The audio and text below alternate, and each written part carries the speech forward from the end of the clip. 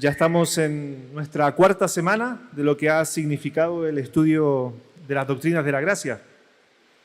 Estamos muy agradecidos al Señor por habernos permitido comenzar esta seguidilla de estudios de las doctrinas y poder llegar ya a nuestra cuarta semana con lo que es la gracia irresistible.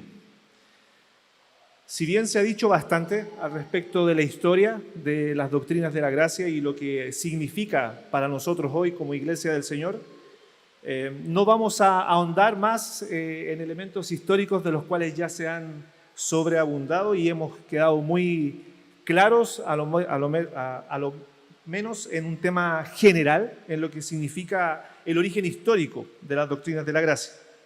Así que vamos a ir de lleno a lo que nos convoca y poder glorificar al Señor en la medida que podemos estudiar, podemos meditar en las glorias de nuestro Dios en este estudio. Así que oramos al Señor antes de comenzar.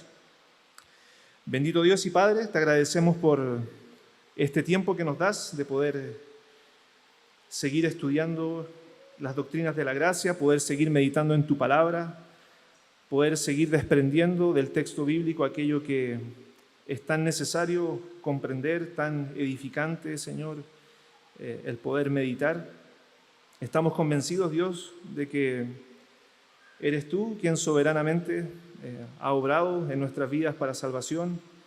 Y el motivo, Señor, de estos estudios es seguir trayendo gloria a ti, seguirte adorando por lo que eres, por lo que has hecho, por lo que sigues haciendo en nuestras vidas.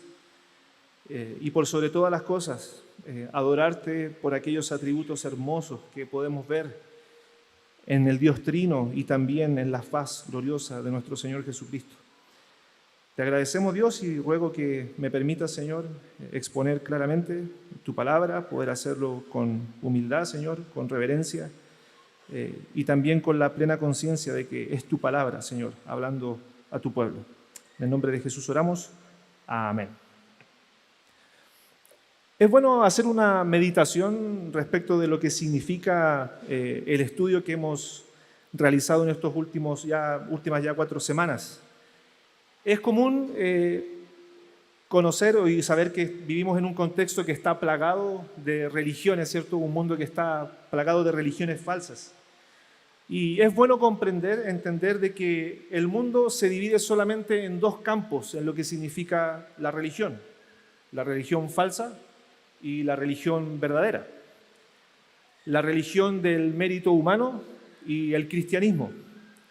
Y es importante que tengamos esta definición o este concepto en nuestras mentes porque cuando miramos lo que es el desarrollo de distintas culturas, de distintas civilizaciones y sus creaciones de religiones falsas, vemos que lo que prima es aquella mentira, ¿cierto? Mentira sin duda satánica respecto de que es la capacidad propia que está en el hombre la que le va a permitir o acceder a la salvación. Sin embargo, el cristianismo nos derrumba ese paradigma, nos derrumba esa idea, esa noción y nos dice que no es por el mérito humano, nos dice que no es por nuestras obras, nos dice que no es por lo que nosotros hagamos, sino es por lo que Dios ya ha hecho. Entonces, el mundo se divide en esas dos grandes cosmovisiones o dos grandes realidades, una falsa y la otra siendo la entera verdad, la verdad que Dios ha revelado. Entonces, teniendo eso en mente, podemos llegar a las doctrinas de la gracia y podemos ir viendo, podemos ir desglosando lo que significa esa realidad para nosotros como creyentes, como cristianos. Y si bien comenzamos con el orden lógico que tienen las doctrinas, con la depravación total, comenzando con lo que significa la condición pecaminosa del hombre, la condición de inhabilidad absoluta del hombre para poder hacer lo que a Dios le agrada, hemos ido avanzando y llegamos a lo que es la gracia irresistible. Y permítanme decirlo, creo que la gracia irresistible debería ir después de la depravación total, porque nos demoramos mucho en llegar a ella y queremos prontamente, ¿cierto?, observar, mirar, contemplar lo que Dios ha hecho para remediar esa condición pecaminosa del hombre, esa inhabilidad del hombre. Y seguramente todos de los que estamos acá, de los que nos hemos sabido salvados por el Señor, en alguna mayor o menor medida comprendemos y tenemos una pequeña noción de que no ha sido por nuestros méritos y por nuestras fuerzas la razón por la cual hemos obtenido salvación. A lo mejor todos podríamos llegar a una mínima conclusión de aquello. Algunos pudiésemos estar un poco confundidos con esa noción, pero ciertamente no podríamos atribuirnos a nosotros esa obra maravillosa de salvación. Y lo que hacen las doctrinas de la gracia es en buena medida desempacar, mostrarnos el regalo, mostrarnos lo que significa la salvación, pero de una manera muy amorosa, muy meticulosa. Es como desempacar un presente e ir viendo cuáles son los regalos que emergen de esa maravillosa salvación. Entonces, la pregunta que nos podemos hacer, o la pregunta que un verdadero creyente se debería hacer, y sirve mucho para una persona que no lo es si llegamos al cielo un día, y llegaremos ciertamente, y si alguien nos recibiera y nos dijera: oye, ¿por qué te debo dejar entrar al cielo? Aunque eso no aparece en la Biblia, ciertamente. Pero si alguien nos preguntara: ¿por qué te debería dejar entrar al cielo? Esa respuesta diría mucho de la razón por la cual nos debiesen dejar entrar. Si la respuesta se encuentra centrada en nosotros mismos, claramente fallamos, claramente no nos van a dejar entrar. Si la respuesta se encuentra centrada en mí, ciertamente el destino de nuestras almas y de nuestras vidas por completo será otro. Pero si la respuesta está centrada en la obra de otro, en la obra de Dios, en la obra perfecta del Dios Trino, como lo vimos la semana pasada, tanto el Padre, tanto el Hijo como el Espíritu Santo involucrados en la salvación, ciertamente esa será la respuesta correcta que pudiésemos dar. Entonces, lo que hoy nos convoca es ver, observar, contemplar, de acuerdo a la evidencia bíblica, en qué consiste esta gracia irresistible, en qué consiste este acto por el cual pareciera ser que no hay alternativa para los elegidos de Dios de resistir o rechazar lo que Dios entrega como un regalo. Si me acompañan con sus Biblias a Hechos, capítulo 7, versículo 51.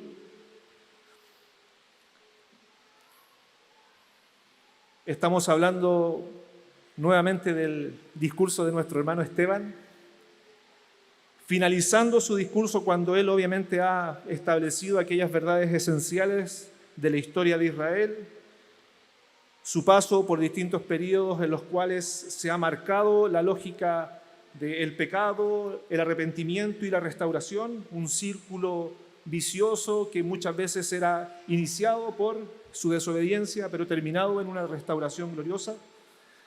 Les dice al final del discurso Esteban a su audiencia, ahí en Hechos capítulo 7, versículo 51, dice la palabra del Señor: duros de cerviz e incircuncisos de corazón y de oídos, vosotros resistís siempre al Espíritu Santo, como vuestros padres, así también vosotros.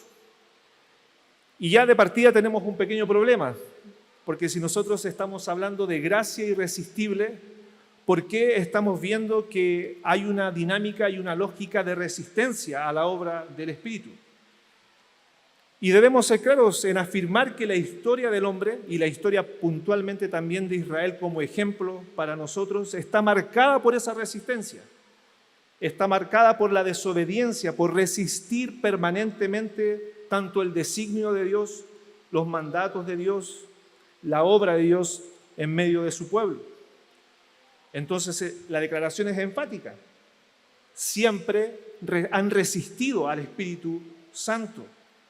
La parábola de los labradores malvados, allí en Mateo capítulo 21, versículos del 33 al 34, ustedes lo pueden leer en sus casas, también nos recuerda la dureza del corazón de los hombres, que aquellos siervos, aquellos labradores que recibieron a los siervos, dueños de la viña y que fueron severamente agredidos por los labradores y asemejándose a la resistencia que Israel permanentemente tuvo para con sus enviados y finalmente para con el Mesías. Es permanente en la historia de Israel esa resistencia. Entonces, nuevamente se nos viene a la cabeza una contradicción aparente de términos de por qué vemos resistencia a la obra de Dios, al Espíritu de Dios, en medio de la historia de la redención, y hablamos de gracia irresistible. Isaías 65, versículo 2, también citado en Romanos 10, versículo 21, nos refuerza esta idea. Dije a gente que no invocaba mi nombre, heme aquí, extendí mis manos todo el día a pueblo rebelde, el cual anda por camino no bueno en pos de sus pensamientos. Dios extiende su mano, Dios procura que su pueblo le escuche, le obedezca, pero lo que tiene es una total resistencia, apatía, indiferencia, propio y natural de un corazón sin duda endurecido. Entonces, con esto en mente, hay muchos versículos más que nos hablan de esa resistencia. Hay muchos versículos que nos hablan de ese deseo de que todos procedan al arrepentimiento, o que el mismo Señor Jesús dijera a Israel que Él siempre deseó juntar a sus hijos, pero no han querido, no lo han deseado. El deseo de Dios, la obra de Dios ha sido resistida en el pasado, ha sido resistida. Pero hermanos, para ser precisos, cuando hablamos de gracia irresistible, no aludimos a esa capacidad humana para que día tras día tras día el hombre pueda resistir la voluntad de Dios.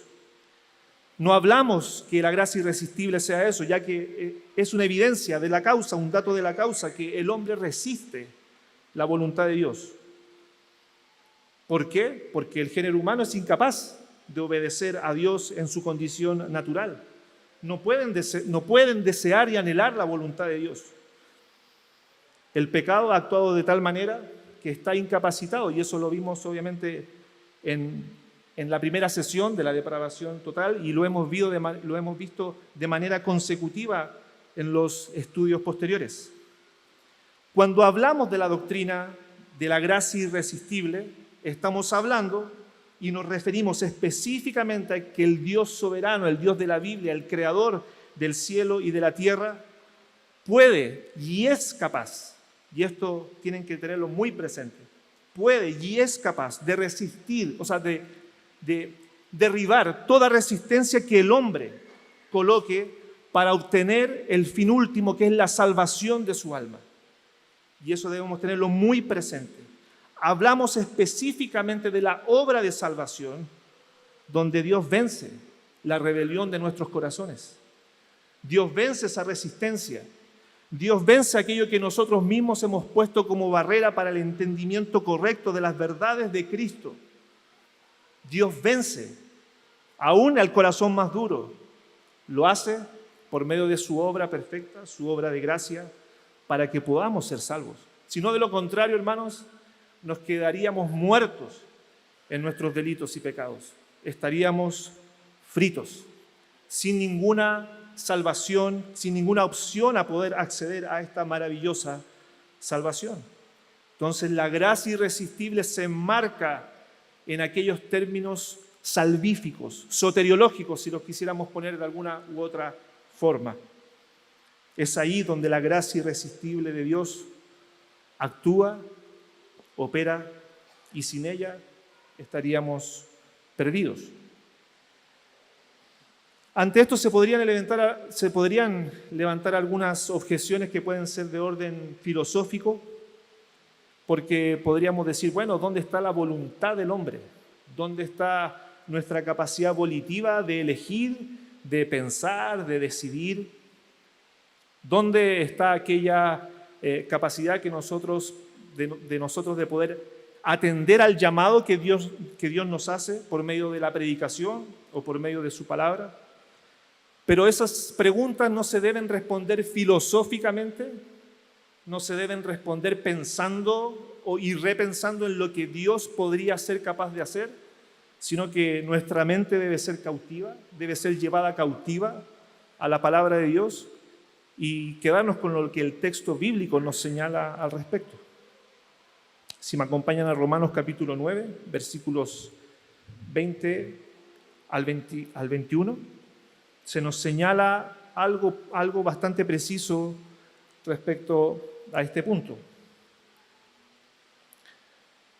Romanos capítulo 9, versículos 20 al 21. Por cuanto los designios de la carne son enemistad contra Dios, porque no se sujetan a la ley de Dios, ni tampoco pueden. Y los que viven según la carne no pueden agradar a Dios. 2 veces el pueden. Sin duda, la capacidad que tenga el hombre de pensar o de repensar en aquellos aspectos salvíficos no le va a garantizar el que simplemente el hecho de comprenderlos aparentemente le garanticen algo. El hombre terrenal, el hombre natural, no tiene la capacidad de comprender las cosas de Dios porque simplemente no puede. Si hoy podemos ser lo suficientemente humildes, ¿cierto? Dios nos llama a esa humildad necesaria en la cual podemos decir, deseo obedecer a Dios, anhelo fervientemente seguir sus caminos, seguir su palabra, caminar en sus estatutos, glorificar a Dios mientras me puedo conducir por este mundo. Eso ha sido por una obra que Dios ya ha hecho en nuestros corazones. No pudiésemos en ninguna otra forma atribuirnos esa capacidad por nosotros mismos, sino que ha sido Dios obrando en nuestros corazones. Ahora bien, ¿cómo pudiésemos ordenar en nuestra mente aquello que obviamente Dios ha hecho de manera sobrenatural en la vida de tantos creyentes alrededor del mundo y alrededor de la historia? Muchos lo han intentado poner en un orden lógico, pero ha sido muy difícil, ha sido muy complejo, porque Dios no piensa como nosotros, ciertamente. No es que nosotros digamos, primero pasa esto en la salvación, después pasa esto, y el proceso tiene una especie de secuencia lógica. Nosotros podemos decir hoy día que fuimos salvos, pero no sabemos cómo eso ocurrió en la mente de Dios. Simplemente podemos dar gloria a Dios por el resultado de esa salvación. Podemos decir que creemos, podemos decir que le anhelamos, podemos decir que anhelamos más de su palabra, que queremos aprender de Él, que queremos tener comunión con los hermanos, pero ese deseo, ese resurgimiento en nuestro interior por hacer las cosas que a Él le agradan, cómo eso se manifestó en la secuencia lógica de la salvación, realmente no tenemos cómo deducirlo, no tenemos cómo explicarlo. Pero sí hay algunos elementos que nos ayudan, como les dije al comienzo, nos ayudan a desempacar lo que significa este regalo de gracia de la salvación. Y podemos aludir a algunos elementos que son importantes que los tengamos presentes. Primero hablamos de la obra soberana del Padre.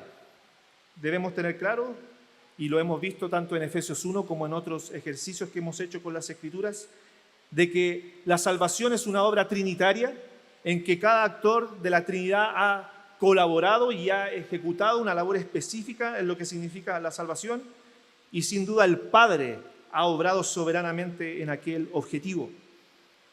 Así como cuando pensamos lo que vimos en Efesios 1, nos cobra sentido y tiene sentido lo que es el resto del consejo de Dios, el resto de las Escrituras, y eso lo podemos ver, por ejemplo, en Juan, capítulo 6, versículo 44.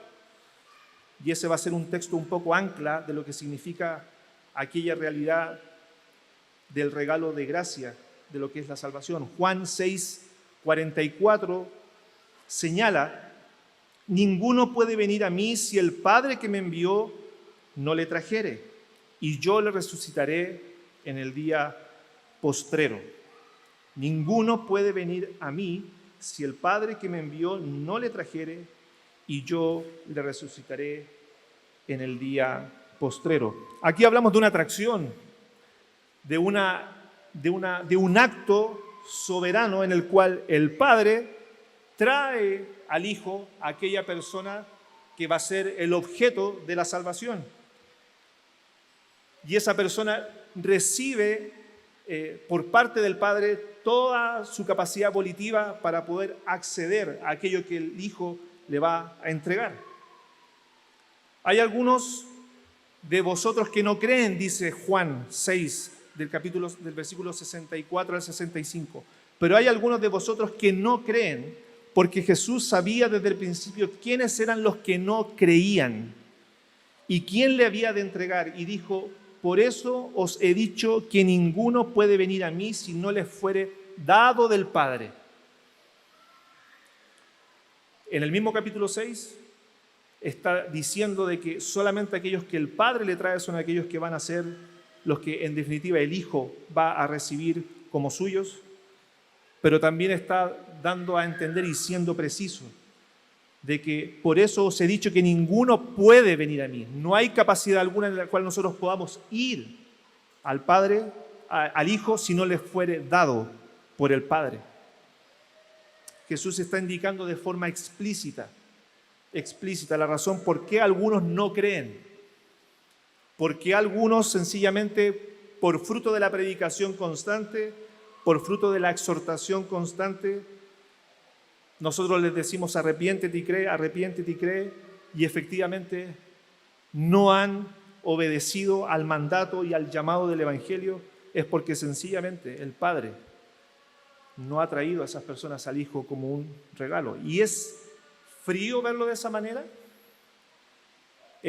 puede ser hasta un poco doloroso verlo de esa manera, pero nosotros no tenemos ninguna manera de saber, como decía Spurgeon, quiénes son los elegidos. Y mientras no sepamos quiénes son los elegidos, nosotros tenemos el mandato de predicar el Evangelio a cada criatura para que el Señor conceda la salvación si es lo que Él así desea para esa persona. Entonces Jesús está indicando de forma explícita y tomando el ejemplo de Judas, uno de sus discípulos, de que efectivamente él, habiendo estado 3 años con Jesús, habiendo escuchado insistentemente, persistentemente el Evangelio, a pesar de todo aquello, no le fue dado por el Padre el creer, no le fue dado por el Padre el que reconociera a Cristo como su Salvador personal. Yo me imagino a Judas presente allí en cada instancia en la cual el Señor Jesús hizo el llamado al arrepentimiento, y Judas persistentemente rechazando en su corazón aquella realidad. Y eso nos debería hacer temblar, hermanos. Nos debería hacer pensar y meditar respecto de nuestra condición delante de Él.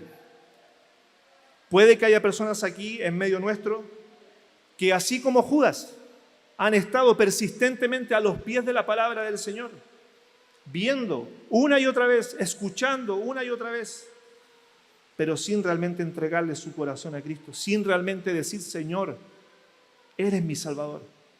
Sí, Señor, tú eres el Salvador suficiente de mi vida, me arrepiento de mis pecados. Es triste, pero a la vez una advertencia necesaria que todos debemos escuchar, todos debemos escuchar. Entonces tenemos a un Judas escuchando permanentemente el Evangelio, viendo al Señor de gloria,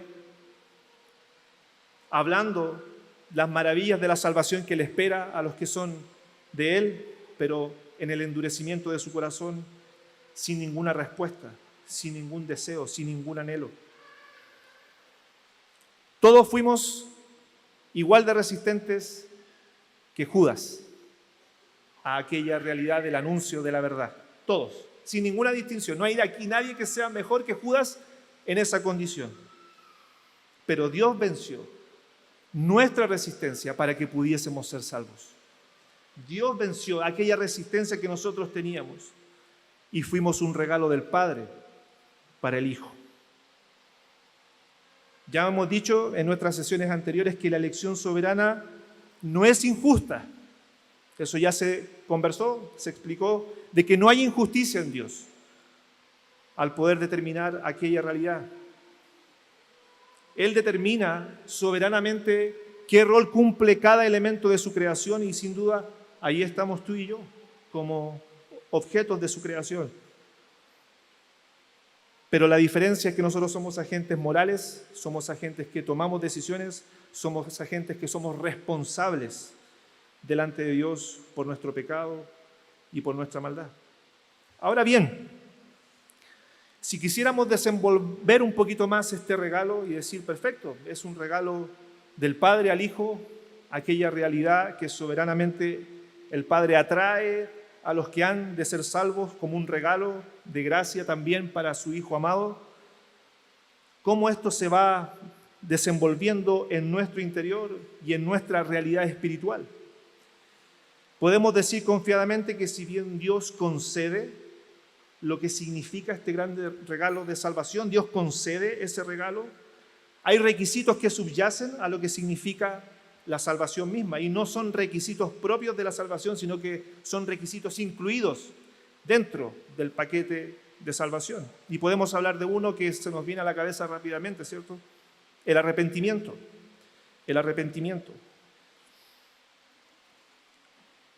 En 1 de Timoteo, les voy a dar la cita después, no anoté bien la cita, pero sí sé que es de 1 de Timoteo, dice, porque el siervo del Señor no debe ser contencioso, sino amable para con todos, apto para enseñar, sufrido, que con mansedumbre corrija a los que se oponen, por si quizás Dios les conceda que se arrepientan para conocer la verdad y escapen del lazo del diablo, en que están cautivos a voluntad de Él.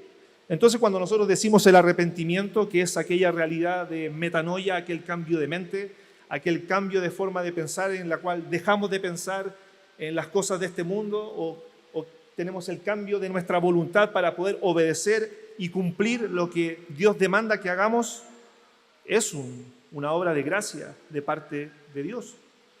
No es una obra en la cual nosotros dijimos, bueno, ahora entiendo el Evangelio y ahora sé que puedo obedecer a Dios de manera espontánea.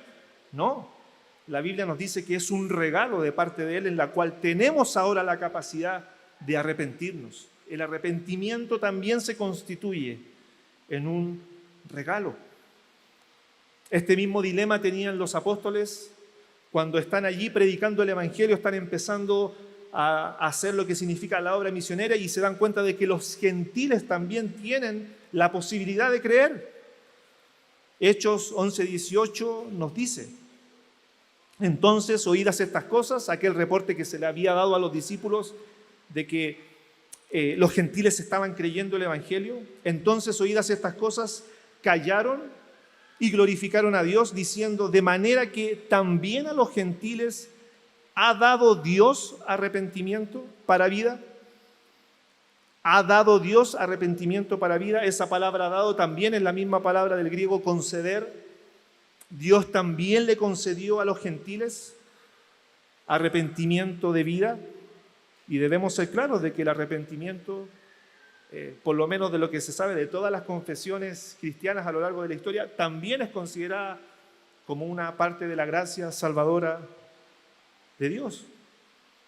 Entonces, cuando decimos, wow, ahora yo me doy cuenta de que estoy pecando, estoy realmente haciendo lo incorrecto, estoy desobedeciendo a Dios, estoy siendo negligente con respecto de mi responsabilidad para con Dios y para con mi prójimo, es una obra de gracia, es una obra de gracia de parte de Dios para con nosotros. Eso tiene una marca cierta en lo que es nuestra salvación, pero también es un continuo del creyente. El creyente no se conforma solamente a un arrepentimiento, aquel arrepentimiento que fue el que Dios utilizó, ¿cierto?, para la salvación, sino que también es la realidad persistente que debe existir en nuestras vidas. Y podemos decir que mucha gente hoy día sigue escuchando el mensaje del Evangelio y el llamado a arrepentirse, el llamado a volver sus vidas a Cristo, pero como lo decía anteriormente, se resisten, se siguen resistiendo, siguen manifestando esa dureza de su corazón y deliberadamente rechazan aún la noción de arrepentirse. ¿De qué me voy a arrepentir?, dicen algunos. No tengo nada de qué arrepentirme. Eso también forma parte del regalo de Dios para con el hombre en la salvación. Ahora, ¿qué elementos hay de nuestra voluntad? ¿Qué hay de nuestra voluntad? ¿Qué elementos hay ahí en los cuales nosotros podamos decir, bueno, ¿dónde está? ¿Dónde se encuentra? ¿Qué pasa con lo que soy yo, mi ser, mi capacidad de escoger, mi capacidad de elegir? Y hay una caricatura muy recurrente en lo que significa las doctrinas de la gracia que asemeja al hombre, al creyente, como si fuese una marioneta o un títere que hace todo lo que Dios le diga, dando a entender de que simplemente Dios elige y como la elección de Dios es irrevocable y como la gracia de Dios es irresistible, ciertamente el hombre hace lo que Dios le ordena de manera automática como si fuese un robot. Esa caricatura es muy común en aquellos círculos que rechazan la noción de los 5 puntos del calvinismo o las doctrinas de la gracia, pero muy lejos de eso. Debemos considerar que todos los elementos de nuestra voluntad se ven involucrados en lo que significa la salvación, nuestra mente, nuestra alma, nuestro ser completo. No hay ninguna categoría de nuestro ser que esté ajeno a la obra de salvación. Lo que queremos decir con gracia irresistible es que en aquellos que antes no querían o no deseaban entrar al reino de Dios, ahora quieren y lo desean. Y no lo desean medianamente, lo desean con todas sus fuerzas, lo anhelan fervientemente. Era algo que efectivamente no había antes, era un deseo ausente en el corazón de los hombres, pero ahora lo deseamos, lo anhelamos, lo buscamos y persistimos en aquello. Esto nos debe llamar un poco a la verdadera necesidad de predicar el Evangelio, aquellas posibilidades que tenemos de anunciar su verdad, cada vez que el Señor nos abre la puerta para poder ser intencionales con lo que significa el anuncio del arrepentimiento y la salvación en Cristo, nos debe llamar a aquello, a ser conscientes de la necesidad que tienen las personas de escuchar el Evangelio. El apóstol Pablo pone esta idea en una correcta perspectiva cuando señala que nosotros predicamos a Cristo crucificado, para los judíos ciertamente tropezadero y para los gentiles locura, más para los llamados, así judíos como griegos, Cristo, poder de Dios y sabiduría de Dios. Nosotros predicamos a Cristo crucificado, nosotros anunciamos al Señor de gloria en su glorificación, en lo que significó la cruz del Calvario, pero esto es locura para los que se pierden. Esto es locura para cualquier persona con un entendimiento medio de la realidad de las cosas. Era tanto habitual en el tiempo del Señor Jesús, cuando mostraban aquella foto, ¿cierto?, de el Dios burro, aquel crucificado, burlándose de la realidad de que como un rey, como el Mesías podía terminar siendo crucificado de manera tan vergonzosa, aquello que era un tropezadero para los griegos, aquello que era un tropezadero para el judío de aquel tiempo, para nosotros, los llamados, los que han sido llamados, así judíos como griegos, esto es poder de Dios. Esto es poder de Dios. Y es la sabiduría manifestada de manera completa en la obra de Cristo. Entonces ya empezamos a ver que la voluntad del hombre, sus deseos, su voluntad es transformada por medio de esta obra de gracia que ha hecho Dios a través del llamado eficaz que Él hace para con los suyos, para los escogidos. La predicación debe ser sí o sí dirigida a toda criatura. Usted y yo no hacemos esa distinción, seguramente, ciertamente. Nosotros no decimos, este parece que tiene cierta evidencia de que pudiese creer y por eso voy a ser más intencional con la predicación. No es una forma correcta de actuar, sino que vemos la necesidad imperiosa de que todos escuchen el Evangelio y lo hacemos de esa manera, porque es necesario que todos lo escuchen.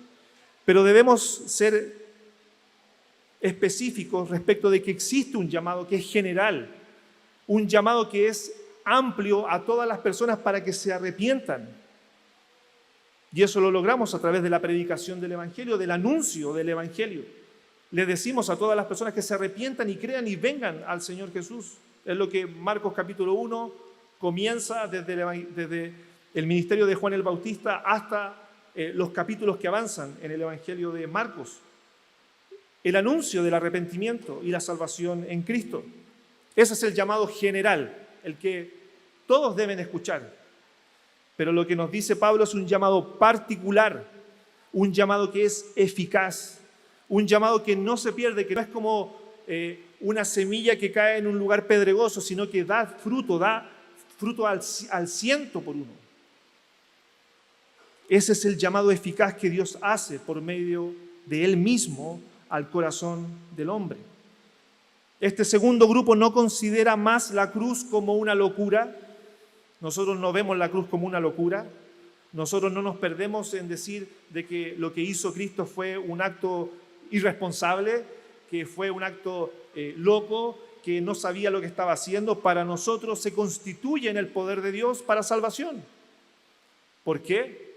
Porque hemos sido llamados por Dios mismo y ese llamado ha sido eficaz en nuestra vida y reconocemos esa obra de Cristo como suficiente para la salvación de nuestras almas. Entonces está el llamado general y está el llamado eficaz, específico, que Dios hace también con el instrumento de su palabra y el Espíritu Santo, obviamente, aplicando esa verdad al corazón del hombre. Dios, al llamar eficazmente, está diciendo que donde había muerte, ahora hay vida. Donde había oscuridad, ahora hay luz. La diferencia cualitativamente es distinta. Segunda de Corintios, capítulo 4, si me acompañan con sus Biblias. Segunda de Corintios, capítulo 4, de los versículos 4 al 6, nos ayuda a comprender ese cambio cualitativo que Dios genera en nuestros corazones.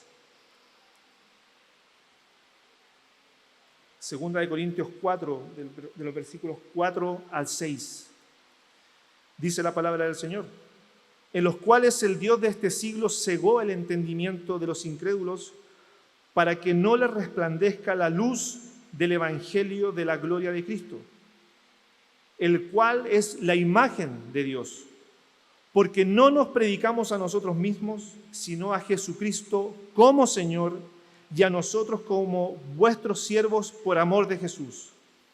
Porque Dios, que mandó que de las tinieblas resplandeciese la luz, es el que resplandeció en nuestros corazones para iluminación del conocimiento de la gloria de Dios en la faz de Jesucristo.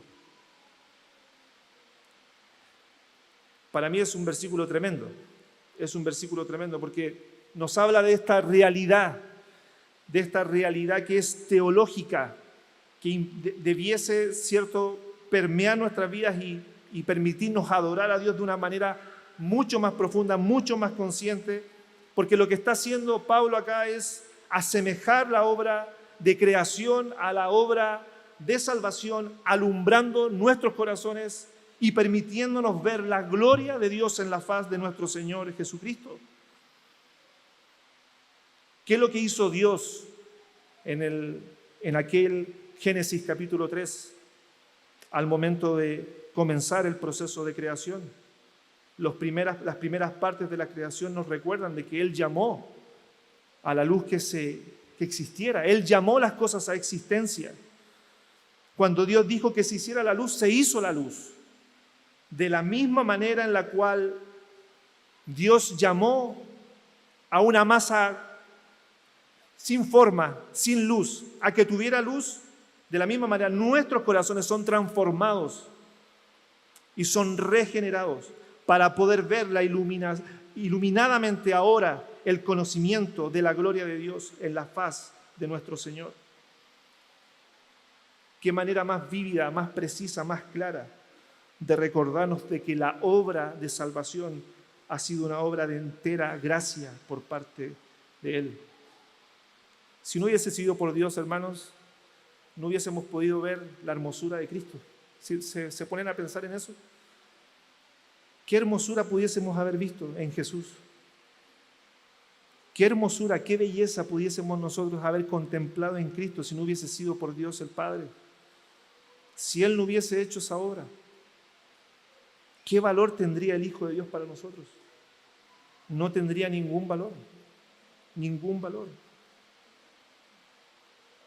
Hablamos de una nueva creación, un nuevo nacimiento, así como Jesús se lo expresó a Nicodemo en Juan capítulo 3.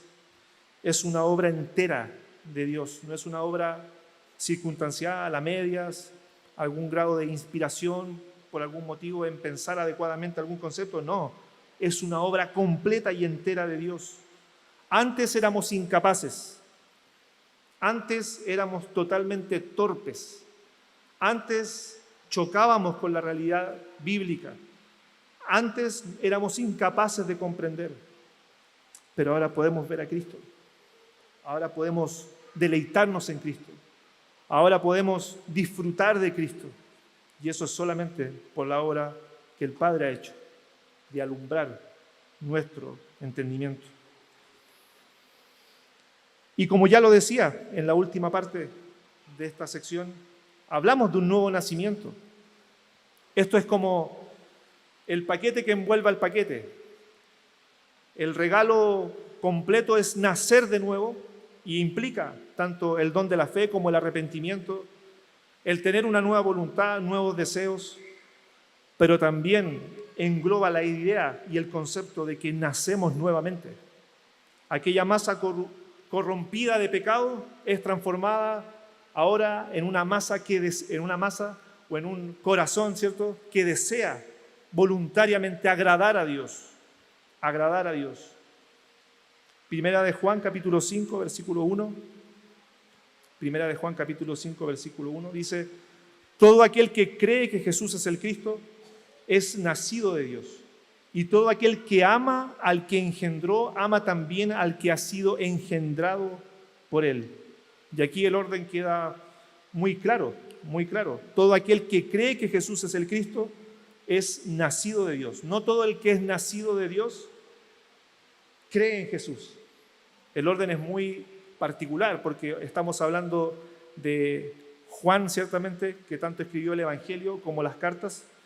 Pero el concepto es claro en la teología también de Juan, de que es necesario primero nacer para poder creer. Nunca ha sido a la inversa. Siempre hablamos de que Dios nos hizo renacer a una esperanza viva y por ende podemos creer activamente en lo que Jesús ha hecho.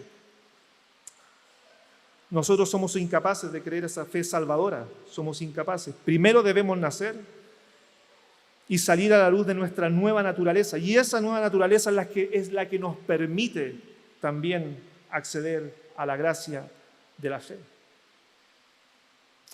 Juan capítulo 1, de los versículos 12 al 13, también refuerzan este último concepto. Mas a todos los que le recibieron, a los que creen en su nombre, les dio potestad de ser hechos hijos de Dios, los cuales no son engendrados de sangre, ni de voluntad de carne, ni de voluntad de varón, sino de Dios. Los cuales no son engendrados de sangre. No es por voluntad humana, no es por voluntad de ningún hombre en particular, no es la habilidad persuasiva de alguien, sino que ha sido enteramente por el orden y decreto de Dios. El nuevo nacimiento y la fe no son dos eventos que estén tan estrechamente relacionados en nuestra experiencia diaria. De repente a nosotros nos cuesta diferenciar aquella doble realidad del nuevo nacimiento y la fe. Nosotros no podemos decir, hoy nací de nuevo y ahora creo. Nosotros simplemente creímos y nos vimos confrontados a la realidad de que ya no éramos incrédulos, sino que efectivamente logramos creer por la gracia de Dios. Es imposible tratar de distinguir aquel orden lógico y esa es la mente de Dios obrando, sin duda, en nuestra salvación también. El nuevo nacimiento es un acto de creación soberana. Creemos porque hemos nacido de nuevo y no nacemos de nuevo para poder creer. Juan capítulo 3, del versículo 3 al 8, en esta conversación que tiene Jesús con Nicodemo, que es muy conocida por nosotros, ¿cierto? En Juan capítulo 3, del versículo 3 al 8, Jesús le dice a Nicodemo: de cierto te digo, de cierto te digo, que el que no naciere de nuevo no puede ver el reino de Dios. Nicodemo le dijo: ¿cómo puede un hombre nacer siendo viejo? ¿Puede acaso entrar por segunda vez en el vientre de su madre y nacer? Respondió Jesús: de cierto te digo, que el que no naciere de agua y del Espíritu no puede entrar en el reino de Dios. Lo que es nacido de la carne, carne es, y lo que es nacido del Espíritu, Espíritu es. No te maravilles de que te dije: os es necesario nacer de nuevo.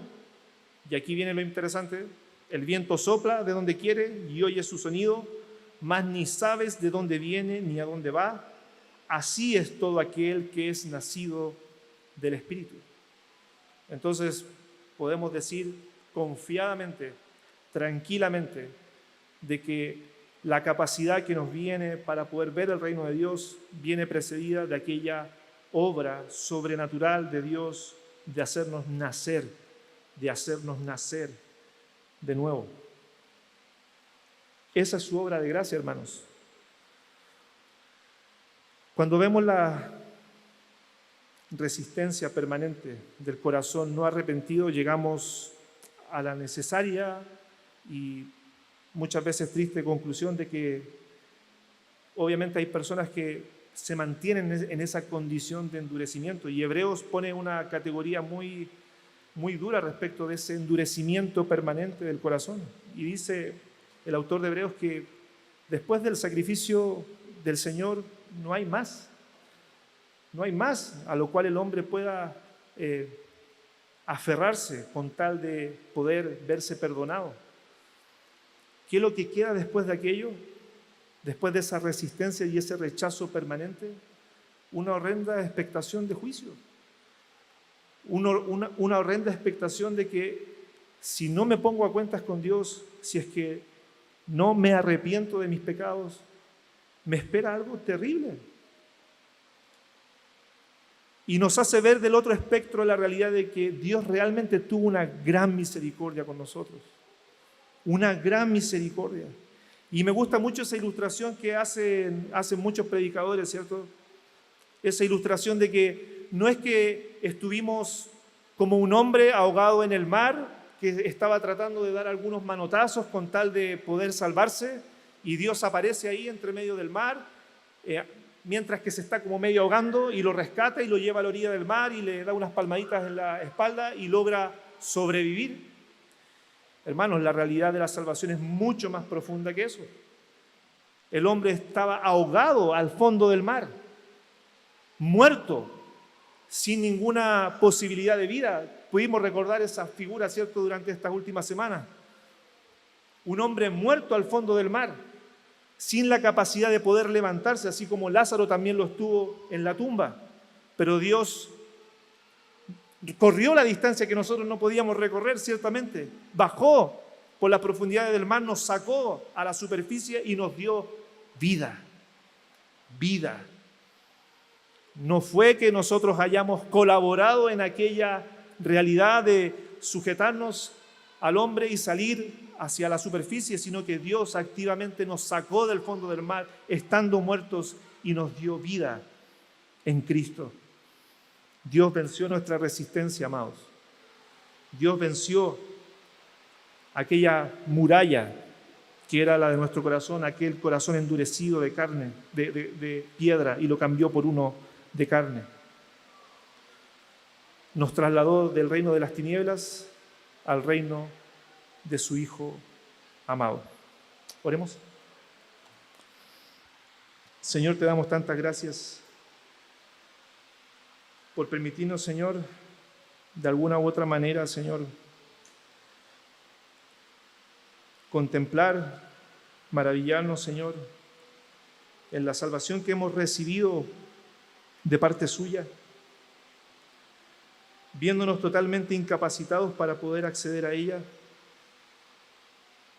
viendo también aquella distancia, Señor, que usted recorrió, donde nosotros acá en la tierra, Señor, necesitados, desamparados, muertos en nuestros delitos y pecados, el pan del cielo descendió,